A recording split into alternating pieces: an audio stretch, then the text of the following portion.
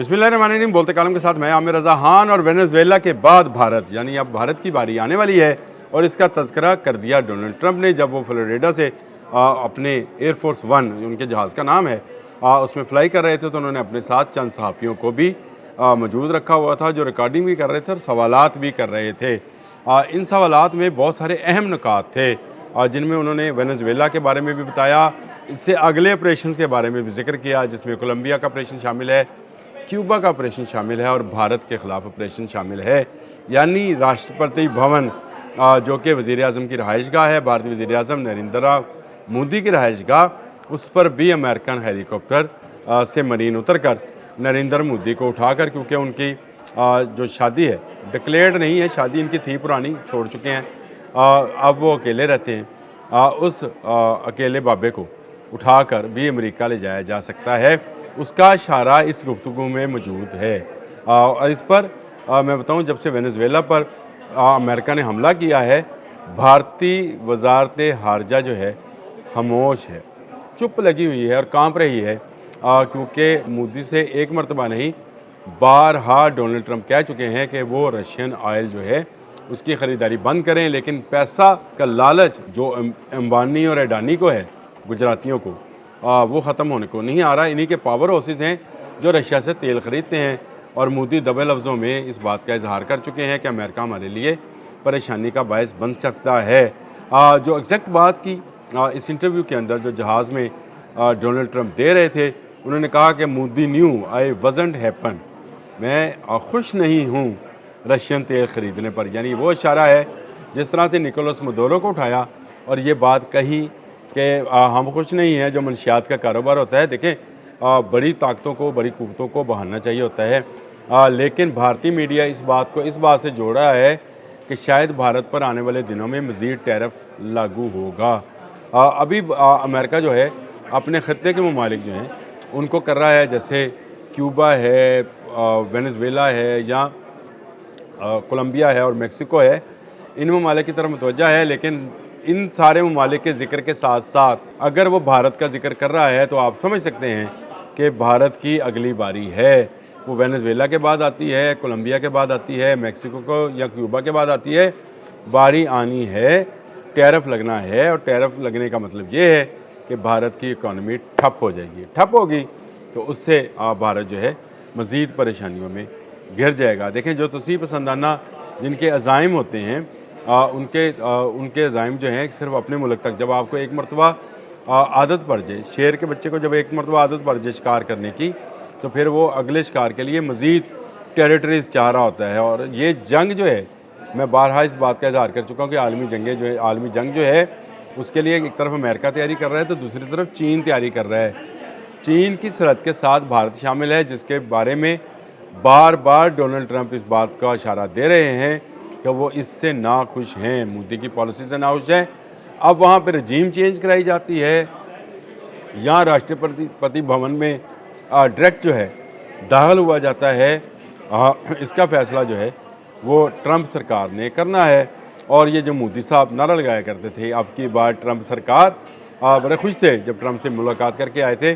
और उसके बाद से उनका मुश्किल वक्त शुरू हो चुका, क्योंकि जंग मई में पाकिस्तान ने दब के कुट लगाई और कुट लगाने के बाद दुनिया को दिखा दिया कि ये किस काबिल हैं, इनके जहाज़, इनके मिसाइल सिस्टम्स और इनकी बाकी चीज़ें जो हैं किसी काबिल नहीं हैं, ये नहीं चल सकती हैं। रशिया से बार बार तेल ख़रीद रहे हैं। और याद रखिए, सिर्फ 2 माह 3 माह पहले मैंने एक व्लॉग किया था जिसमें मैंने डोनाल्ड ट्रंप का वो बयान शामिल किया था जिसमें उसने कहा था कि वो वक्त करीब है जब पाकिस्तान से इंडिया तेल खरीदेगा। बहुत सारी दुनिया ने खबर डाली कि पाकिस्तान में तेल नहीं निकलता, पाकिस्तान से कैसे खरीदेगा। तो वो ये दुनिया भर में तेल की तजारत है, उसका कंट्रोल अगर अमेरिका हासिल करेगा तो भारत को मजबूरन जो है वो पाकिस्तान के रास्ते ही तेल मिलेगा।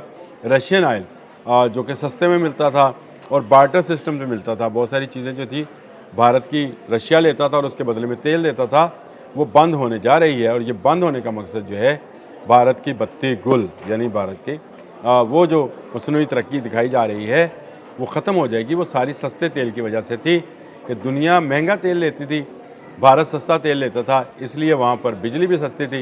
ये जो लोग खप डालते थे ना कि भारत में बिजली सस्ती क्यों है, तो इसलिए है कि भारत चोरी छुपे ईरान और रशिया से तेल खरीदा रहा था, जिसकी ख़रीदारी पर अब पाबंदी आयद होने जा रही है और भारत जो है उसको मज़ीद टैरिफ का सामना करना पड़ेगा, यानी इसकी बरामदात ख़त्म की जाएंगी। 104 अशिया हैं जिन पर वैसे ही पाबंदी लगा दी अमेरिका ने, ये कहकर कि ये सेहत के लिए मुज़र हैं, यानी इनमें जो अज्जा शामिल किए जाते हैं वो आलमी मेयार के नहीं हैं और इससे अमेरिकन की सेहत ख़राब हो सकती है।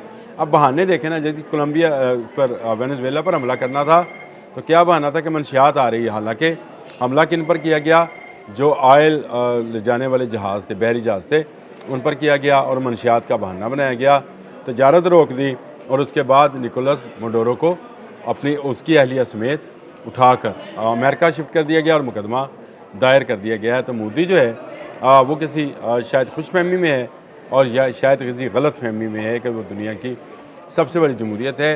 ये दुनिया का सबसे बड़ा मुल्क जो है ये मार खा चुका है अब से अपने से 10 गुना छोटे मुल्क यानी पाकिस्तान से मार खा चुका और उसके बाद उसकी फ़ौजी अहलियत और सलाहियत और कैपेबिलिटी और कैपेसिटी जो है वो पूरी दुनिया के सामने खुली किताब की तरह पड़ी है और सबको पता है कि इनके फ़ौज में दम खम नहीं है।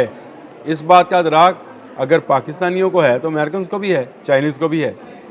तो ये बड़ा ज़रूरी है, जिस तरह से डोनाल्ड ट्रंप बयान दे रहे हैं कि वो वेनेजुएला में एक अच्छी हुकूमत चाहते हैं और एक ऐसी हुकूमत चाहती है जो वेनेजुएला के लोगों की भलाई के लिए काम करे, तो ये भारत की भलाई के लोगों की भलाई के लिए भी काम करने के लिए अमेरिका अपनी खदमात बजरिया अपने मरीन्स और हेलीकॉप्टर्स पेश कर सकता है। ये वक्त दूर नहीं है। भारत की जो पॉलिसी थी तोसीफ़ पसंदाना, उसको आप देखें एक के बाद एक मुल्क के अंदर जो है उसको निशाना बनाया जा रहा है। इसकी तोसीफ़ पसंदाना पॉलिसी को ठुकराया जा रहा है। बांग्लादेश ने ठुकरा दिया, नेपाल ने, भूटान ने, श्रीलंका ने, मालदीव ने, पाकिस्तान ने, तमाम जगहों से भारत पर जो है जो भारत का दबाव था वो ख़त्म हो गया है और भारत अब बिल्कुल ख़त्े में एक तनहा मुल्क की तरह है और यहाँ से अगर किसी को उठाकर ले जाया जाता है तो बाकी मुल्क जो हैं शुक्र ही अदा करेंगे कि भारतीय मोदी जो है जो हर मुल्क के अंदर अपनी नाक घुसेड़ रहा था बशमूल चीन, यहाँ से चला गया है। लेकिन बड़ा ख़तरा जो है मुझे ये लगता है कि जनूबी अमेरिका के इस मुल्क वेनेजुएला के बाद नंबर शायद जनूबी अमेरिका के ही कुछ ममालिक का होगा। लेकिन इसमें जो भारत का जिक्र आया है और वो भी जहाज़ में खड़े खड़े जो डोनाल्ड ट्रंप इंटरव्यू दे रहे हैं उसका जो जिक्र आया है, तो इस जिक्र के पीछे वो फ़िक्र शामिल है जो भारत को सबक सिखाना चाहती है। और आने वाले दिनों में कोई ज़रूरत नहीं पाकिस्तान को इसको सबक सिखाने की। इसको सबक सिखाने के लिए एक तरफ से अमेरिका और दूसरी तरफ से चीन, यानी दुनिया की दो बड़ी कुव्वतें जो हैं वही काफ़ी हैं। और मैदान जंग कौन सा होगा, चीन का और अमेरिका का, भारत, ये मुझे फोरसीन कर रहा हूँ, लेकिन वेनेजुएला के बाद भारत का नंबर आया लगता है। अब तक के लिए इतना ही। अल्लाह हाफ़िज़।